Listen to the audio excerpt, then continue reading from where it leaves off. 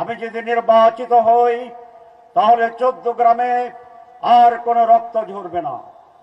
আমি চেষ্টা করেছিলাম সীমান্ত রক্ষা করার জন্য। আমার সময় কোনো রাজনৈতিক হত্যাকাণ্ড হয়নি। আমি বলেছিলাম এখানে দলে দলে রাজনৈতিক দলগুলোর ভিতরে কোন্দল হবে না। আমার সময় সেটা আমি থামিয়ে দিয়েছিলাম, আপনারা জানেন। আমি ওয়াদা করেছিলাম এখানে সকল দলের সহাবস্থান থাকবে, সেটা আমি বিরাজমান রেখেছিলাম সে সময়ে। আর একটি কথা আমি আপনাদের কাছে বলেছিলাম যে আমি 14 গ্রামে উন্নয়নের জন্য আমার সর্বত্র সর্ব জায়গায় সব কিছু দিয়ে উজাড় করে আমি চেষ্টা করব। আমরা বর্ডার এলাকার মানুষ, আগরতলা থেকে লংরেঞ্জ কামানের গোলা যদি ছড়ে তাহলে ঢাকা চট্টগ্রামের আয় হয়ে অচল হয়ে যাবে। সেই জন্য ক্যাপিটাল রাজধানী ঢাকা আর কমার্শিয়াল রাজধানী চিটাগের ভিতরে সংযোগ স্থাপনের জন্য এই হাইওয়ের প্যারালাল হচ্ছে ফখরুদ্দিন রোড। আমি বিশেষ গুরুত্ব দিয়ে ওয়ার্ল্ড ব্যাংক থেকে ফান্ড স্যাংশন করে 45 কিলোমিটারের ফখরুদ্দিন রোডকে পাকা করেছিলাম, আপনারা জানেন।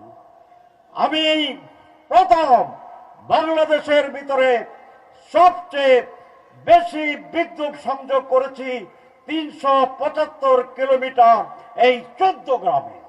বিজলি কেবলস এর স্কিন কোটেড ইনসুলেশন আগুন প্রতিরোধী। বিজলি কেবলস, নিরাপদ আজীবন। এখানে যারা বিএনপি করেন তারা আমার ভাই, এখানে যারা জামাত করেন তারা আমার ভাই, এখানে যারা অন্যান্য ইসলামী আন্দোলন করেন তারা আমার ভাই, এখানে যারা অন্য দল করেন তারা আমার ভাই, আমার প্রতিবেশী।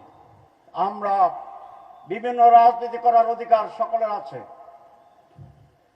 যিনি বিএনপি করেন আপনি অবশ্যই বিএনপি করবেন, যিনি অন্য দল করেন তার অন্য দল করার অধিকার আছে। কিন্তু 14 গ্রাম হিসেবে আমরা সকলে ঐক্যবদ্ধ থাকব। আমি নিশ্চয় জানি আজকে এখানে যারা আপনারা আছেন তারা সকলে জামাত ইসলামী করেন না।